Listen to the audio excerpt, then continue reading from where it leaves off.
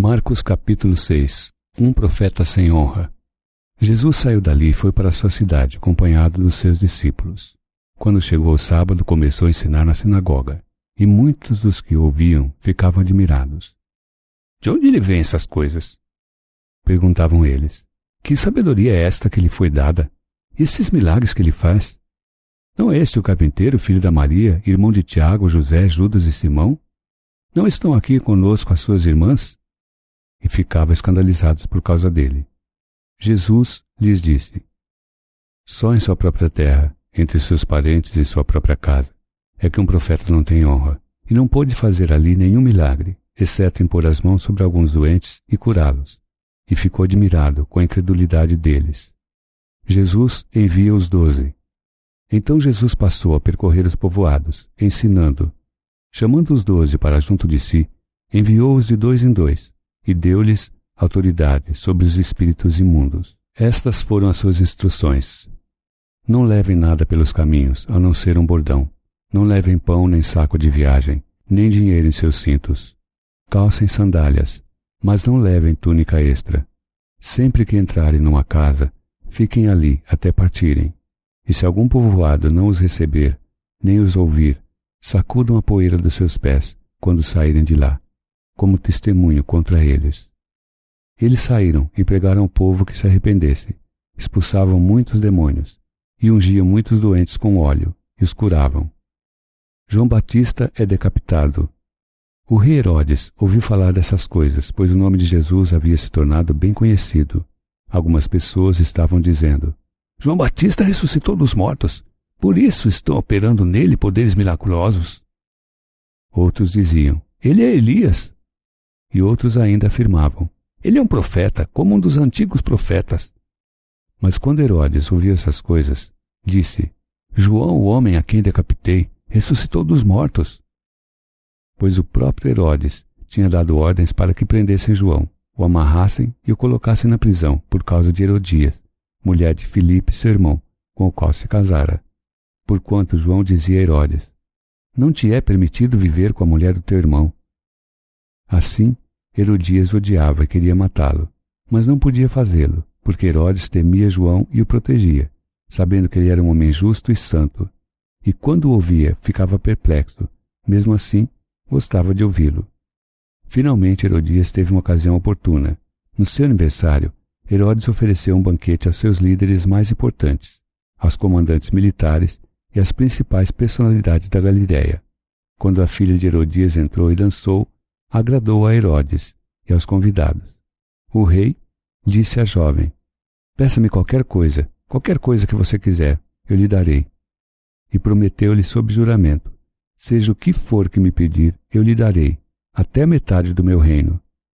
Ela saiu e disse à sua mãe: que pedirei? A cabeça de João Batista, respondeu ela.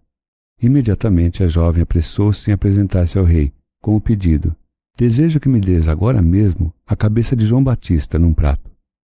O rei ficou aflito, mas por causa do seu juramento e dos convidados, não quis negar o pedido à jovem. Enviou, pois, imediatamente um carrasco com ordens para trazer a cabeça de João. O homem foi, decapitou João na prisão e trouxe a sua cabeça num prato. Ele entregou a jovem, e esta a deu à sua mãe. Tendo ouvido isso, os discípulos de João vieram, levaram seu corpo e o colocaram num túmulo. A primeira multiplicação dos pães. Os apóstolos reuniram-se a Jesus e lhe relataram tudo o que tinham feito e ensinado. Havia muita gente indo e vindo, ao ponto de eles não terem tempo para comer. Jesus lhes disse: venham comigo para um lugar deserto e descansem um pouco. Então, eles se afastaram num barco para um lugar deserto. Mas muitos dos que viram retirar-se, tendo-os reconhecido, correram a pé de todas as cidades e chegaram lá antes deles. Quando Jesus saiu do barco e viu uma grande multidão, teve compaixão deles, porque eram como ovelhas sem pastor. Então, começou a ensinar-lhes muitas coisas. Já era tarde, e por isso seus discípulos aproximaram-se dele e disseram: este é um lugar deserto e já é tarde. Manda embora o povo para que possa ir aos campos e povoados vizinhos comprar algo para comer. Ele, porém, respondeu: Deem-lhes vocês algo para comer. Eles lhe disseram: Isso exigiria 200 denários. Devemos gastar tanto dinheiro em pão e dar-lhes de comer? Perguntou ele: Quantos pães vocês têm? Verifiquem. Quando ficaram sabendo, disseram: 5 pães e 2 peixes. Então, Jesus ordenou que fizessem todo o povo assentar-se em grupos na grama verde. Assim, eles se assentaram em grupos de 100 e de 50. Tomando 5 pães e os 2 peixes, e olhando para o céu, deu graças e partiu os pães. Em seguida, entregou-os aos seus discípulos para que os servissem ao povo, e também dividiu os 2 peixes entre todos eles. Todos comeram e ficaram satisfeitos. E os discípulos recolheram 12 cestos cheios de pedaços de pão e de peixe. Os que comeram foram 5.000 homens. Jesus anda sobre as águas. Logo em seguida, Jesus insistiu com os discípulos para que entrassem no barco e fossem adiante dele para Betsaida, enquanto ele despedia a multidão. Tendo-a despedido, subiu a um monte para orar. Ao anoitecer, o barco estava no meio do mar, e Jesus se achava sozinho em terra. Ele viu os discípulos remando com dificuldade, porque o vento soprava contra eles. Alta madrugada, Jesus dirigiu-se a eles, andando sobre o mar. Estava já a ponto de passar por eles. Quando o viram andando sobre o mar, pensaram que fosse um fantasma, então gritaram, pois todos o tinham visto e ficaram aterrorizados. Mas Jesus imediatamente lhes disse: Coragem, sou eu, não tenham medo. Então subiu no barco para junto deles, e o vento se acalmou, e eles ficaram atônitos, pois não tinham entendido o milagre dos pães. O coração deles estava endurecido. Depois de atravessarem o mar, chegaram a Genezaré, e ali amarraram o barco. Logo que desembarcaram, o povo reconheceu Jesus.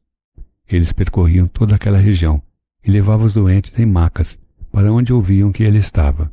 E onde quer que ele fosse, povoados, cidades ou campos, levavam os doentes para as praças. Suplicavam-lhe que pudessem pelo menos tocar na borda de seu manto, e todos os que nele tocavam eram curados.